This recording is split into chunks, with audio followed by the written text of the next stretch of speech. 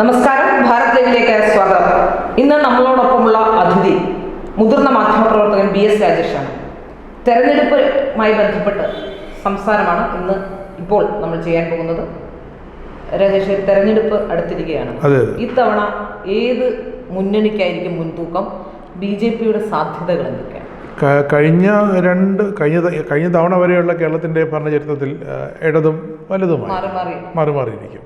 പക്ഷേ ഇപ്പോൾ സംഭവിക്കുന്നത് പറഞ്ഞാൽ BJP കഴിഞ്ഞ 2021 തിരഞ്ഞെടുപ്പിൽ BJP ഉണ്ടെങ്കിലും ഒരല്പം കൂടി സ്ട്രോങ് ആയിട്ട്, അതായത് തദ്ദേശ തിരഞ്ഞെടുപ്പിൽ അവരൊരു ടെസ്റ്റ് ഡോസ് ഇട്ടിട്ട് ആ ടെസ്റ്റ് ഡോസ് പ്രകാരം അവർ കൂടുതൽ മണ്ഡലങ്ങളിലേക്ക്, വാർഡുകളിൽ നിന്നും മണ്ഡലങ്ങളിലേക്ക് ഇങ്ങനെ വ്യാപിച്ചുകൊണ്ടിരിക്കുന്ന അവരുടെ വോട്ട് ശതമാനം കൂടിക്കൊണ്ടിരിക്കുന്ന ഒരു കണക്ക്. പക്ഷേ തിരുവനന്തപുരത്ത് ചില കണക്കുകൾ, തിരുവനന്തപുരം നഗരസഭയിലെ കണക്കുകൾ പറയുമ്പോൾ അവിടെ വോട്ട് ശതമാനം കുറഞ്ഞു എന്നൊക്കെ ഒരു ആരോപണമുണ്ട്.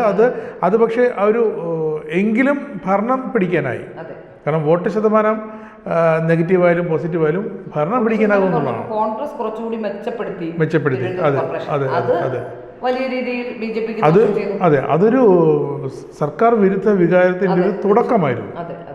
ആ തുടക്കം എന്തായാലും ഇനിയിപ്പോൾ അത് ശമിക്കണമെങ്കിൽ അടുത്തൊരു സർക്കാർ വന്ന് അവർ ഭരിച്ച് അവർ അതിൻ്റെ നൂലാമാലകളൊക്കെ നോക്കി എങ്ങനെ ആ സർക്കാർ മുന്നോട്ട് പോകുമെന്നൊക്കെ അവർ തീരുമാനിച്ച് അവരത് ജനങ്ങളെ അറിയിക്കുമ്പോഴാണ് ജനം തീരുമാനിക്കുന്നത് ആദ്യത്തെ സർക്കാരായിരുന്ന ഭേദം ഇപ്പോൾ സർക്കാരാണ് ഭേദം. അതുകൊണ്ടാണ് പറയുന്നത് BJPയുടെ പല സ്ഥാനാർത്ഥികളും ഇപ്പോൾ പറയുന്നൊരു ആരോപണം, പലരും പുതുമുഖങ്ങളാണ്. എല്ലാവരും അങ്ങനെയാണ് വന്നത്.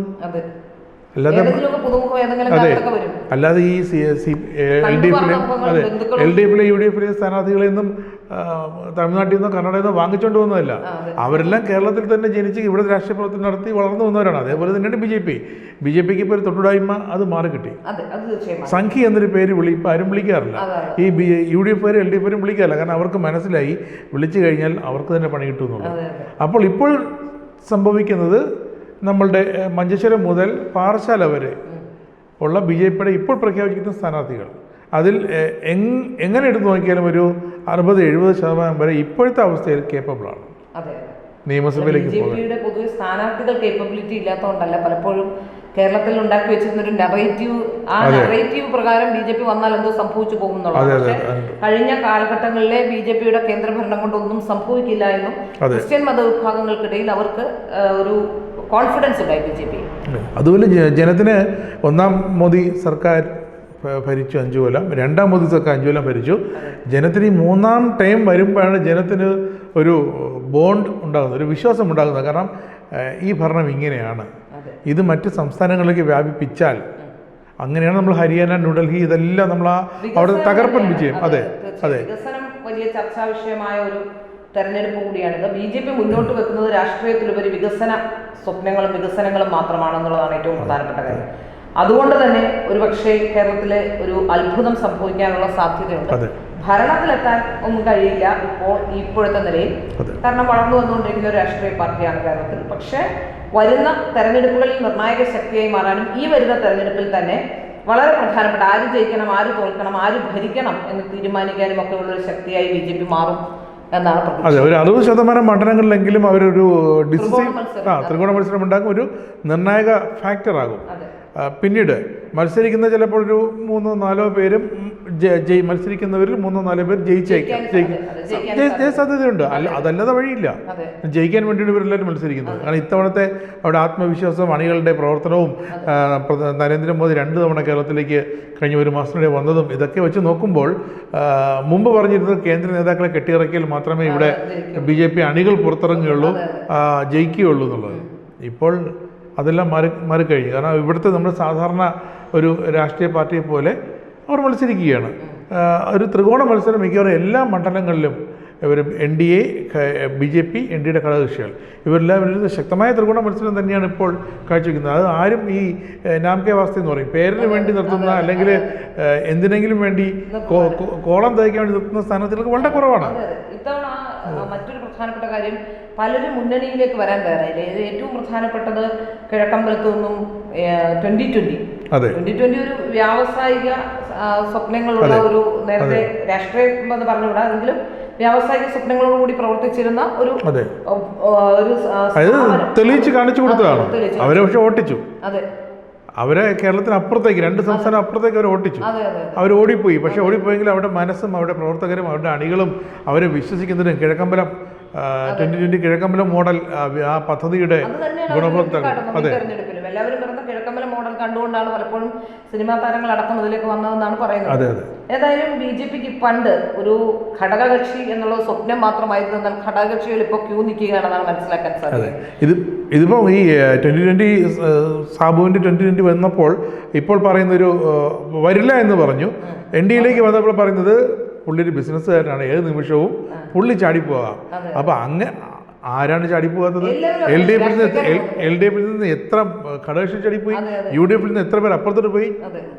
മാണി വിഭാഗം ഒന്നും വേണ്ട, ഈ ഘടകകക്ഷികൾ പോട്ടെ, പാർട്ടി കേഡറുകളായിരുന്ന രാഷ്ട്രീയ പ്രവർത്തകർ തമ്മിൽ രാഷ്ട്രീയ പ്രവർത്തകർ പോലും ചാടിപ്പോകുന്ന അവസ്ഥയല്ലേ കേരളത്തിലുള്ളത്. ഈ തെരഞ്ഞെടുപ്പ് എനിക്ക് തോന്നുന്നു ഏറ്റവും ശ്രദ്ധ കേന്ദ്രീകരിക്കുന്ന തെരഞ്ഞെടുപ്പിൽ ഏറ്റവും പ്രധാനപ്പെട്ട ഒരു കാര്യം എല്ലാ പാർട്ടികളിൽ നിന്നും എനിക്കൊന്ന് BJP ഒഴികെയുള്ള മറ്റു 2 പാർട്ടികളിൽ നിന്നും അങ്ങോട്ടും ഇങ്ങോട്ടും BJPയിലേക്ക് ഒരു പ്രായച്ചിത്തത്തിന്റെയും പിന്നീട് ഒരു പുനർവിചിന്തനം എന്നൊക്കെ നമ്മൾ പറയും, ഒരു റീതിങ്കിങ്, അതിൻ്റെ ഒരു കാലഘട്ടത്തിലാണ് അവർ ഈ പോകുന്നത്. കാരണം ഇത്രയും കാലം 63 വർഷം അല്ലെങ്കിൽ 60 വർഷം 40 വർഷമൊക്കെ ഞാൻ ഈ പാർട്ടിക്ക് വേണ്ടി പ്രവർത്തിച്ചിട്ട് പണിയെടുത്തിട്ട് എന്നെ തള്ളിക്കളയുന്നല്ലോ. അത് ജി സുധാകരൻ, അതെ സുധാകരൻ ഇന്നലെ രാത്രി, സുധാകരൻ അടൂർ പ്രകാശ് എത്ര കടുപ്പിച്ചില്ലെങ്കിലും കെ സുധാകരൻ ഡൽഹിയിൽ ഇതിൻ്റെ ഫ്ലാറ്റിൽ ഇന്നലെ രാത്രി കയറി കഥ അടച്ചാണ്. ഞാൻ ഒരു ദുഃഖവും കൊണ്ട് എൻ്റെ വീട്ടിലേക്ക് തിരിച്ചു പോകില്ലെന്നാണ് കെ സുധാകരൻ പറഞ്ഞത്. ജി സുധാകരൻ അമ്പലപ്പുഴയിൽ. അതെ, അവർ പറയുന്നത് 72 മണിക്കൂർ കാത്തിരുന്നു പാർട്ടി പറയുന്നത്. പക്ഷേ ആരും സുധാകരന് വേണ്ടി കണ്ണീരൊഴുക്കിയില്ല, സുധാകരന് പിന്നാലെ ആരും പോയില്ല എന്നുള്ളത് CPM കൾച്ചറാണത്. അങ്ങനെ ഒരു നേതാവ് ഇറങ്ങിപ്പോയി എന്ന് പറഞ്ഞിട്ട് ഞങ്ങളും വരുന്ന നേതാവ് പിറകെ പോയില്ല. പക്ഷേ അണ്ടർഗ്രൗണ്ടിൽ ചില സംശയങ്ങൾ എന്ന് പറയുന്നത് ഇപ്പോൾ ജി സുധാകരനെ സപ്പോർട്ട് ചെയ്യുന്നുണ്ട്. ജി സുധാകരന് 79 വയസ്സുണ്ട്. 76 വയസ്സുള്ള കെ സുധാകരന്റെ അനാരോഗ്യത്തെക്കുറിച്ച് കോൺഗ്രസ് വാചാലരാകുന്നുണ്ട്. പക്ഷേ 79 വയസ്സുള്ള ജി സുധാകരനെ അവർ സപ്പോർട്ട് ചെയ്യാനും തയ്യാറാകുന്നു. യഥാർത്ഥത്തിൽ ഈ പാർട്ടിക്ക് വേണ്ടി പ്രവർത്തിച്ചവരൊക്കെ കരിയാപ്പിലകളായി മാറുകയാണ് ഇപ്പോഴത്തെ ഈ സാഹചര്യം. നമ്മളും അങ്ങനെയല്ലേ, ദിവസവും നമ്മളൊരു ചായ കുടിക്കുന്നു, കൂടെ ഒരു വട കഴിക്കും. പക്ഷെ നമ്മൾ പെട്ടെന്നൊരു ദിവസം ഒരു വെറൈറ്റി ഫ്ലേവറുള്ള ചായയും വടയ്ക്ക് വരും വേറൊരു നമ്മൾ ട്രൈ ചെയ്ത് നോക്കും അല്ലേ. അത് കൊള്ളാമെങ്കിൽ ഒരാഴ്ച കഴിക്കും, എപ്പോൾ കൊള്ളില്ലെന്ന് തോന്നുന്നു കളയും.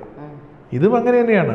ജി സുധാകരൻ അവർക്ക് വേണമായിരിക്കും. പക്ഷേ സുധാകരൻ UDFിലേക്ക് വന്നിട്ട് സുധാകരൻ്റെ ആ നാവിൽ നിന്നും വരുന്ന ആ ഒരു പദപ്രയോഗങ്ങൾ, വാക്കുകൾ മോശമെന്ന് ഞാൻ പറയുന്നില്ല. പക്ഷെ അദ്ദേഹത്തിൻ്റെ സ്റ്റൈൽ എപ്പോഴും 10-61 വർഷത്തെ ഒരു കമ്മ്യൂണിസ്റ്റ് സ്റ്റൈലാണ്. ആ സ്റ്റൈൽ അങ്ങോട്ട് ഈ അടുക്കളയിൽ UDF എന്ന അടുക്കളയിൽ വേകുമോ എന്നുള്ളതാണ് ഒരു പ്രധാനപ്പെട്ട ചോദ്യം. അത് വളരെ പാടാണ്. BJPയിലേക്ക് വന്നാൽ തിരുവനന്തപുരത്ത് വലിയ പ്രതീക്ഷ വെക്കുന്ന മണ്ഡലങ്ങളുണ്ട്. ഒന്ന് കഴക്കൂട്ടം, നേമം. അപ്പോൾ തിരുവനന്തപുരത്തെ BJPയുടെ സാധ്യതകളാണ്. തിരുവനന്തപുരത്ത് വട്ടിയൂർക്കാവായിരുന്നു നമ്മുടെ കേരളം മൊത്തം ഉറ്റുനോക്കിയിരുന്ന തിരുവനന്തപുരത്തെ മണ്ഡലം. പക്ഷേ അത് നമ്മുടെ രാജീവ് ചന്ദ്രശേഖർ സംസ്ഥാന അധ്യക്ഷൻ നിയമത്തിൽ മത്സരിക്കുന്നതെന്ന് തീരുമാനിച്ചതോടെ ശ്രദ്ധാകേന്ദ്ര നിയമമായി. കാരണം നാഷണൽ മീഡിയയുടെ ശ്രദ്ധാകേന്ദ്രം അവിടെയാണ്. BJPയുടെ സ്റ്റേറ്റ് പ്രസിഡന്റ് മത്സരിക്കുന്ന ഭയമാണെന്ന് പറയുന്നു. ശബരിനാഥൻ വരുന്ന ആദ്യം VS ശിവകുമാറിനോട് പറഞ്ഞു മത്സരിക്കാൻ പറഞ്ഞു, പുള്ളി നോ പറഞ്ഞു, ധൈര്യമില്ല. ഇപ്പോൾ കെ ശബരിനാഥൻ കൗൺസിലറാണ്. ശ്രീലേഖയ്ക്ക് വെട്ടർക്കാവ് നിൽക്കാമെങ്കിൽ അവർ പറഞ്ഞ ഓപ്ഷൻ അതാണ്, ശ്രീലേഖയ്ക്ക് വെട്ടർക്കാവ് നിൽക്കാമെങ്കിൽ എന്തുകൊണ്ട് പ്രതിപക്ഷത്തെ ഇവിടെ നഗരസഭയിലെ പ്രതിപക്ഷ നേതാവായ കെ ശബരിനാഥന് അവിടെ പോയി നിന്നുകൂടാ? പക്ഷേ എനിക്ക് തോന്നുന്നു ശബരിനാഥൻ്റെ ആ വിഷമം അല്ലെങ്കിൽ ശബരിനാഥൻ പറയുന്നതിലൊരു കാര്യമുണ്ടെന്ന് വെച്ചാൽ കഴിഞ്ഞ പ്രാവശ്യം ശബരിനാഥൻ തോറ്റതാണ്. ഒരു തോൽവി കൂടി ഉണ്ടായാൽ ശബരിനാഥനെ കോൺഗ്രസ് പിന്നീട് കാരണം ശബരിനാഥ് എപ്പോഴും കോൺഗ്രസിലെ ഔദ്യോഗിക വിഭാഗത്തിന് എതിരെയെന്ന് പറഞ്ഞാൽ നമ്മുടെ ശശി തരൂരിൻ്റെ വിഷയം വന്നപ്പോൾ ശശി തരൂർ ഔദ്യോഗിക പക്ഷത്തിനെതിരെ AICC അധ്യക്ഷ സ്ഥാനത്തേക്ക് മത്സരിച്ച് പരാജയപ്പെട്ടതാണ്. പക്ഷേ അന്ന് തരൂരിനെതിരെ സംസാരിക്കുന്നതിലൂടെ ശബരിനാഥനായിരുന്നു ആദ്യം ശബ്ദം ഉയർത്തിയത്.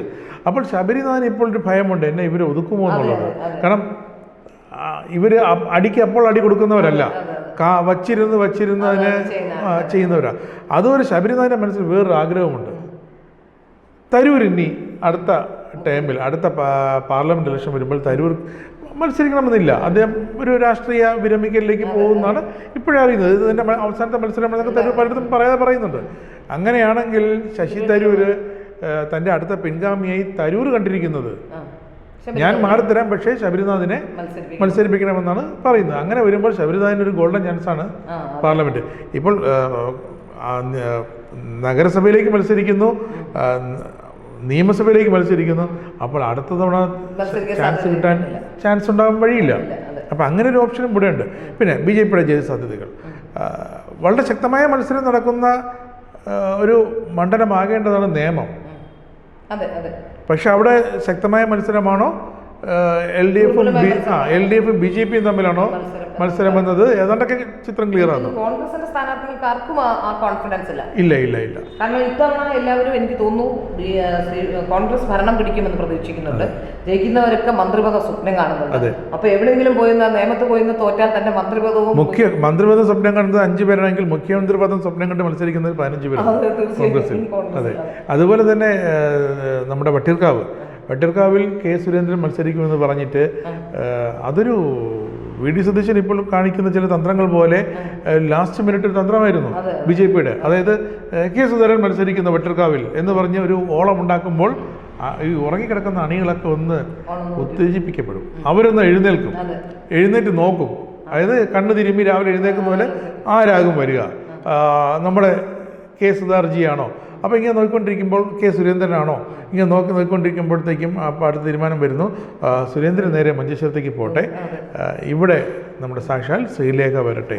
അപ്പോൾ ശ്രീലേഖ രാഷ്ട്രീയത്തിൽ ഒരു പുതുമുഖമാണ്, കൊച്ചുകുട്ടിയാണ്. പക്ഷേ അവർ ശാസ്തമംഗലം എന്ന ഇടത് കോട്ടയിൽ 2ാം തവണയും BJP വിജയം ഉറപ്പിച്ചപ്പോൾ അവർ ജയിച്ചു എന്നുള്ളതാണ്. പുതുമുഖമായവർ ശാസ്തമംഗലത്ത് കഴിഞ്ഞ തവണ മത്സരിച്ച വാർഡ് കൗൺസിലർ ജയിച്ച മധുസൂദൻ നായർ, അദ്ദേഹം പാങ്ങോട് വാർഡിൽ മത്സരിച്ച് ജയിച്ചതിന് ശേഷം അത് വനിതാ സംവരണ വാർഡായപ്പോൾ അദ്ദേഹം ശാസ്തമംഗലത്തേക്ക് വന്ന് ജയിച്ചതാണ്.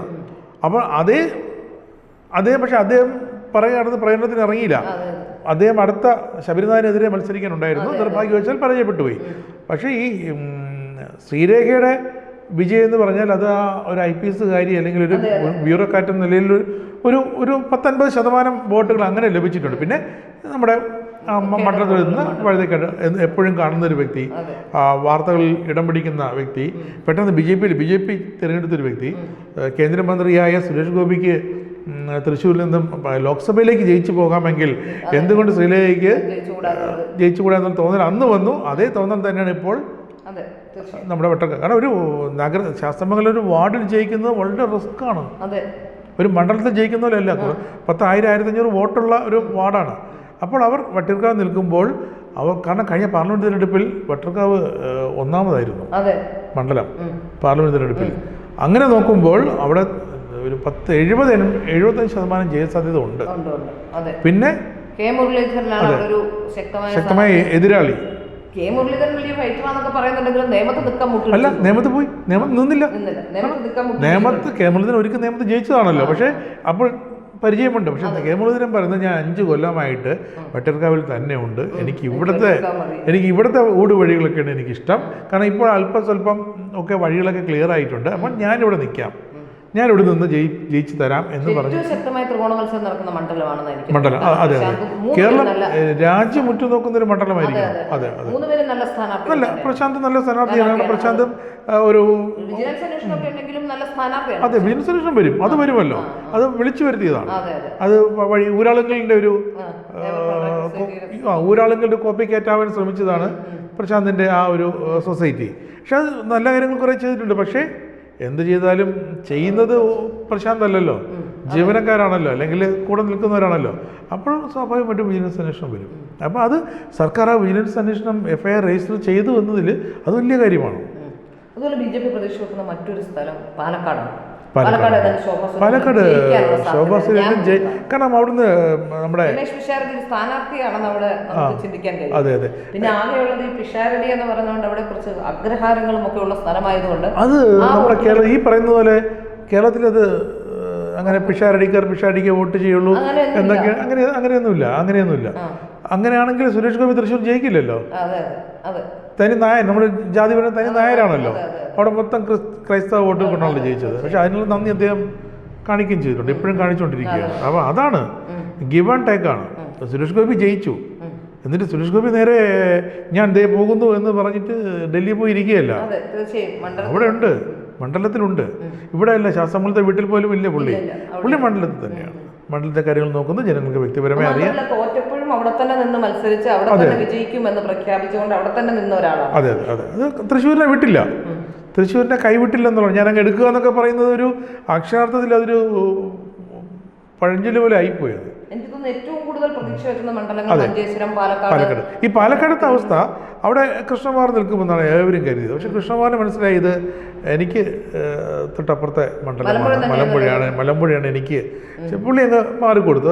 അത് നല്ലൊരു കാര്യമായി. കാരണം ശോഭാ സുരേന്ദ്രന് നമ്മുടെ ആറ്റിങ്ങലിൽ നിന്ന് മത്സരിച്ച് പാർലമെൻറ്റ് ഇലക്ഷനിൽ മത്സരിച്ച് ഒരു നല്ലൊരു ഇതുണ്ടാക്കിയെടുത്താണ് ശോഭാ സുരേന്ദ്രൻ. അപ്പോൾ ശോഭാ സുരേന്ദ്രനുണ്ട് വ്യക്തമായൊരു സ്റ്റാൻഡുണ്ട്, എങ്ങനെ മത്സരിക്കണം, എങ്ങനെ ജനങ്ങളെ നേരിടണം, ജനങ്ങളെ എങ്ങനെ കയ്യിലെടുക്കണം. ശോഭാ സുരേന്ദ്രനെ പ്രത്യേകിച്ച് പാലക്കാട്ടുകാർക്ക് പറഞ്ഞു കൊടുക്കേണ്ട കാര്യമൊന്നുമില്ല. അതുകൊണ്ട് മഞ്ചേശ്വരം കഴിഞ്ഞാൽ, വട്ടിയൂർക്കാവ് കഴിഞ്ഞാലോ അതിനൊപ്പമോ നിയമത്തോടൊപ്പം ഒരു നാല് മണ്ഡലങ്ങളിൽ ഒന്ന് പാലക്കാട് തന്നെയാണ്.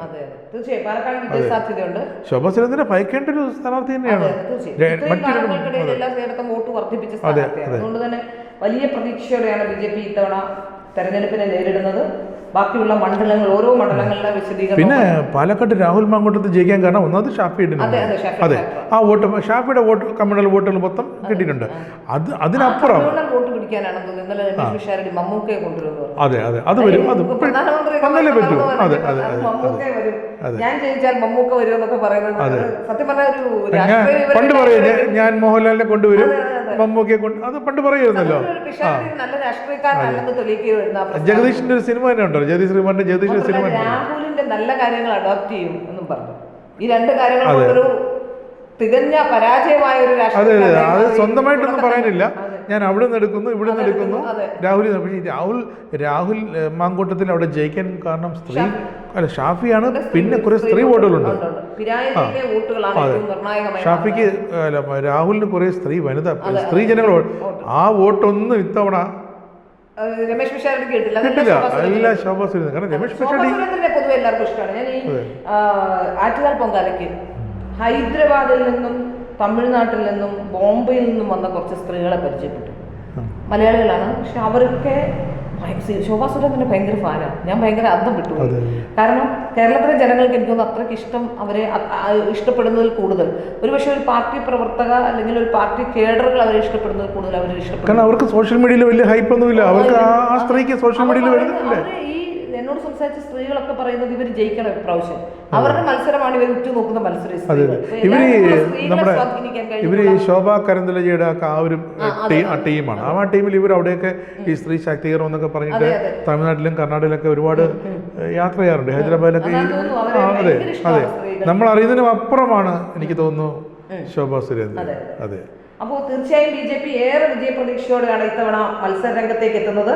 ഏതാണ്ട് ഒരു 10 സീറ്റിൽ കുറഞ്ഞൊന്നും അവർ പ്രതീക്ഷിക്കുന്നില്ല എന്നാണ് എനിക്ക് തോന്നുന്നത്. ഏതായാലും ഓരോ വാർഡിൻ്റെ വിശകലനങ്ങളും ഓരോ നിയോജക മണ്ഡലത്തിൻ്റെ വിശദീകരണങ്ങളും വിശകലനങ്ങളും ഒക്കെയായി ഞങ്ങൾ അടുത്ത ദിവസങ്ങളിലും ഉണ്ടാകും. നന്ദി, നമസ്കാരം.